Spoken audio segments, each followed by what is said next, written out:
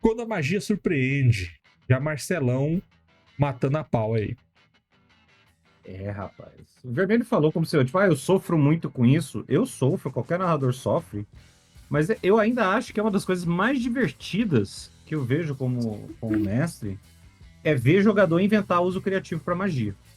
Eu acho isso, cara, eu me divirto muito, assim.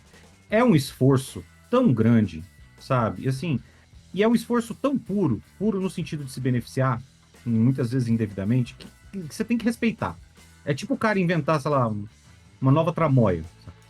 Eu acho que assim, a gente às vezes fica puto ali na hora como mestre, de ver, porque assim, pô, não tinha como eu prever que isso fosse acontecer, não tinha como prever que esse cara fosse meter essa, entendeu? Atrapalha o planejamento, pô, esse encontro agora ia ser difícil, agora vai ficar ridiculamente fácil e tal. Mas não dá pra você dizer que não é divertido. E assim, é divertido pra você e é divertido pro jogador, entendeu? Então, assim, não é porque a magia tá dita de uma maneira muito explícita no livro, de regras especificamente, que ela não possa ser usada para algo que não tá ali, tá? Nenhum livro de magias, nenhum livro de sistema, né, em geral, ele vai ser conclusivo. Ele vai ser, tipo, como é que você, não é o termo, é tipo terminar, é conclusivo, né? Tipo, ele não vai esgotar todas as possibilidades de uso dos feitiços ali. Ele não tem como. Ele precisa ser genérico e propositalmente um pouco vago, justamente porque o uso vai ocorrer em situações específicas muito variadas. Então é natural, é uma consequência esperada, assim, desejável até, que você tenha que lidar com o surgimento de ideias espontâneas e às vezes absurdas de como usar uma magia que está prevista lá no livro. E aí você vai ter que entrar naquela questão de como lidar com isso, você como narrador. E, cara, por que eu acho que isso é um aspecto interessante? Porque magia, no sistema de fantasia medieval, é o componente mais fantástico, sempre. É basicamente magia e criatura. E tem mágica e magia, né? Então é muito legal quando ela não só mostra, não só se mostra, né, importante no cenário, como isso é feito de uma maneira fora da caixinha, fora da casa, assim, tipo, fora do que você acha que vai acontecer. Eu acho que para isso dar certo, isso exige um certo grau de flexibilidade do narrador.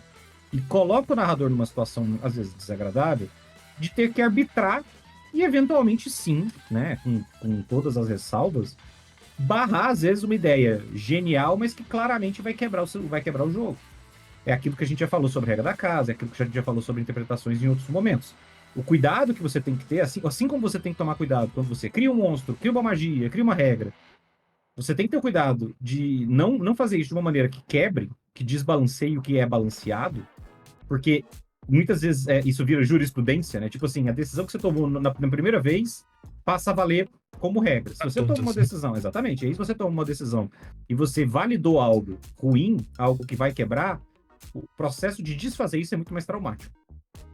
Mas dito isso, como mestre, a minha recomendação é 95%, não, 90%. Depende da sua mesa. Se a sua mesa só tiver otários, você vai ter que baixar esse percentual. Mas assim, pelo menos 60% das vezes, vai na onda. Não barra de fazer o que ele quer, não, só porque todo jogador é folgado, todo jogador quer se beneficiar. Mesmo se rolar isso, mesmo se você olha e fala, claramente ele tá metendo essa, porque neste momento é bom para ele, isso não impede que mais à frente isso volte-se contra eles também. Eu sempre falo, vocês querem usar a regra de flanco? Não tem problema, vamos usar a regra de flanco. Vocês são 4. De vez em quando vocês vão enfrentar grupos de criaturas com 9. Vocês vão estar mais flanqueados do que flanqueando. E aí eu vou usar a regra de flanco para eles também. Então, assim, em geral, grosso modo, isso não é um problema. Vai na onda.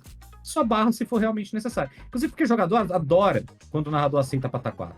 Porque ele conta depois. Vira coisa que é memorável. Ah, nossa, eu fiz isso. A história que você conta da sua mesa, raramente aí eu joguei uma bola de fogo no meio das criaturas. Porque isso é o normal. A história vai ser, aí eu joguei uma bola de fogo para pegar fogo na floresta, porque aí metade do grupo dos vilões parou para apagar a floresta, porque eles eram protetores da floresta, a gente aproveitou e matou todo mundo. Então, assim, o uso fora do padrão é sempre mais memorável e interessante do que o uso esperado. E isso eu acho que é um aspecto que a gente não pode desprezar quando estiver fazendo, especialmente derivado de interpretações inovadoras. Tem que tomar cuidado também pra não ser criativo demais, né, Jesus? O problema é quando você tem essa tá se precavendo sempre assim, na questão de... eu tenho um cara muito criativo na minha mesa e eu tô sempre me precavendo para as mirabolâncias que ele vai fazer. É que as mirabolâncias não são confiáveis, no sentido de, se você planejou um combate pensando que aquele cara ia inventar uma coisa e naquela situação ele não inventa, muitas vezes é a receita do TPK, né? Você fez, eu achei que o cara ia vir com uma ideia genial ali para poder resolver o problema e ele não conseguiu criar nada e aí fodeu, né? Porque agora o desafio tá muito maior do que ele deveria estar. Que é o oposto do que você falou, né? Você tinha planejado um desafio, e o cara veio com uma parada super fora da caixinha e acabou tornando seu desafio difícil uma coisa fácil. O oposto pode acontecer também e muitas vezes é mais problemático do que um desafio forte ficar mais fraco. Isso quando não acontece o problema da pessoa ser criativa demais e esquecer o uso padrão. Porque às vezes você olha e fala, beleza, é muito, porque às vezes você olha e fala, cara, eu vi a ficha deles. Eu tava contando essa história aqui pros meninos esse final de semana. Eu fui narrar a mesa presencial no sábado pra um grupo com 3 personagens de nível 19.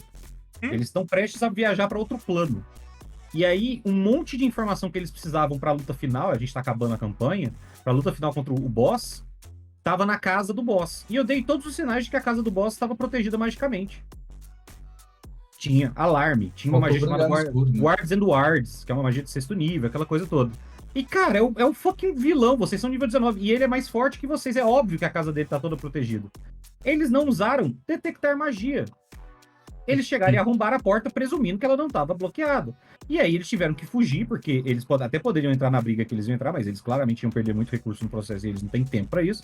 Eles tiveram que fugir. E eles fugiram sem informações. E agora eles estão indo em direção a outro plano para brigar com o vilão sem as informações. Por quê? Porque eles não usaram magia, detectar magia de nível 1. O grupo tem 3 personagens, dos quais 2 conjuradores. Um conjurador médio, é um paladino e uma druida.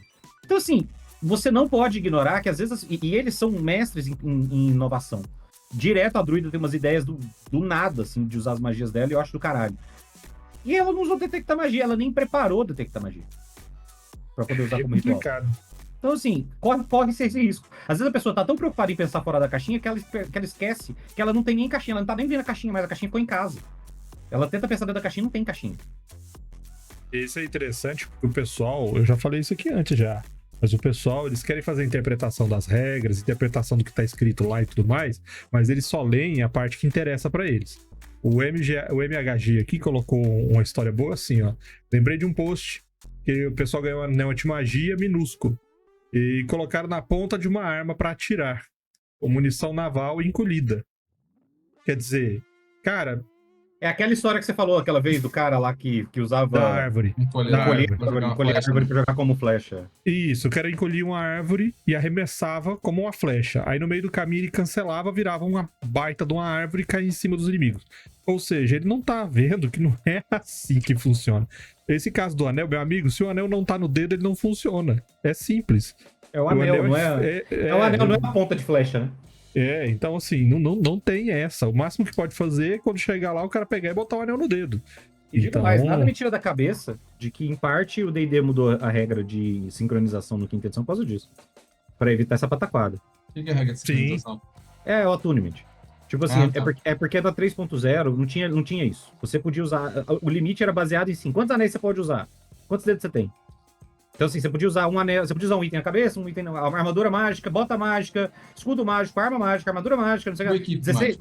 Exatamente, era basicamente todos os itens mágicos. Não sei o que. Aí o limite era só quantos dedos você cabia. Ou, sei lá, 3 anéis na mão. Na terceira edição é diferente. Na terceira edição era o seguinte, você não pode usar item sobre item. Então, cabeça, um item. Pescoço, um item. Vestimenta, um item. Mão é um item. Você tem 2 mãos, você tem 2 itens. Você pode usar 2 anéis. Então é mais ou menos assim que funcionava. E era um inferno. Era um inferno pra você explicar isso pro cara, porque você pegava o manual e aí, às vezes o item não são tipo 2 itens com o nome capa. Às vezes é tipo capa e Sharp. Ah, é Sharp e colar. Ah, mas eu posso usar um Sharp. Eu posso usar um Sharp e um colar? Não, cara, os 2 itens são itens de pescoço. Não, mas não são 2 colares. Eles aí você tem o chapéu e a tiara. Você como, filho da puta? Você amarra ela no braço? O que tá acontecendo? Tem o chapéu e a tiara, tem luva e o anel. Você não usa luva e o anel ao mesmo tempo, os 2 estão na mão. Então o pessoal esquecia. Ah, não, mas eu boto o anel embaixo da luva, não tem porquê. Aí era um saco. Era um saco. Era negociação o tempo inteiro. E esse cara da árvore mesmo, ele esquecia de ler o parágrafo que fala o seguinte: que quando você reduz um item, ele vira como se fosse, na época, no AD&D, tá? Ele virava como se fosse um tecido. Então ele não conseguiria arremessar ele pela flecha, como uma flecha. Porque é a mesma coisa você jogar uma tira de tecido. Ela não vai longe. Mas aí ele ignora e faz, porque o mestre deixou, e aí, nossa, vamos ganhar essa guerra. Vamos disparar árvores. E é muito comum que isso aconteça daquela maneira que o cara lê o post lá no blog, lá no Reddit, alguma coisa assim do tipo, Reddit, falando igual, lá no Reddit, e aí o cara, tipo, nossa, pô, tô deixando... Ele não fala Reddit, ele fala Reddit. Reddit. Foi- É Reddit, na verdade, é Reddit. Foi alfabetizado em inglês, né? Então, essa acho que É, igual a Sasha, Eu fiz cultura inglesa, patrocina a gente cultura inglesa. Reddit. E aí o cara anota aquela merda daquele combo, e aí ele chega na mesa com esse combo tirado diretamente do cu, e você tem que, no meio do combate, analisar se isso tá valendo ou não tá. E aí você tá com 6 pessoas na mesa, o que tá acontecendo? O cara querendo escrever, o povo brigando, não sei o que lá. Aí o cara fala, eu vou fazer isso. Você fala, tá, pode fazer. Aí depois que ele faz, caralho, pera aí, não, volta. O que é que você fez? Aí tipo, fiz, não pode não. Pô, mas agora já falou que podia. Não, caralho, claro que não pode, larga de ser louco. Dá o livro, aí pega o livro, abre o livro. Cadê a magia? Deixa eu ler aqui, ó, tá vendo? Não pode, não sei o que. É um saco. O jogador que faz isso na maldade, o jogador que faz isso de boa fé, eu até entendo. Tipo, o cara, sei lá... Viu a possibilidade, né? E não é bem boa fé. É tipo espalhar fake news, assim, tipo, você achou que fazia sentido e espalhou sem conferir. Aí o cara não foi nem ler as magias no livro, ele só viu o videozinho lá no TikTok e falou, caralho, vou fazer isso. Nem conferiu o texto da magia pra ver se podia. Aí você tem que fazer isso na hora pra mostrar pro cara, porra, presta atenção, lê aqui, ó. Porque o cara do vídeo não falou, porra, não se informa por rede social. Então assim, se o cara faz isso de boa fé, eu até entendo. Quando o cara faz isso na maldade, eu acho paia.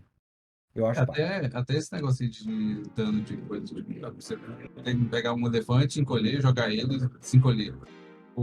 A própria Wizards mudou isso aí, porque se esse negócio não é arma, é um D4 de dano. Pronto.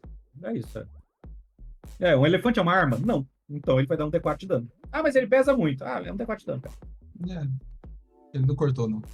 Não, é que ele bate de ladinho, assim, ele tenta desviar, acerta só um canto da pata.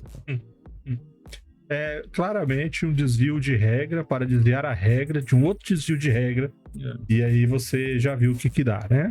Sabe quem gosta de fazer isso? Sabe quem gosta de procurar problema em regra para se beneficiar ou para beneficiar outrem? Advogado. Olha só. Advogado de regra. E com medo. Advogado de E regra. combeiro.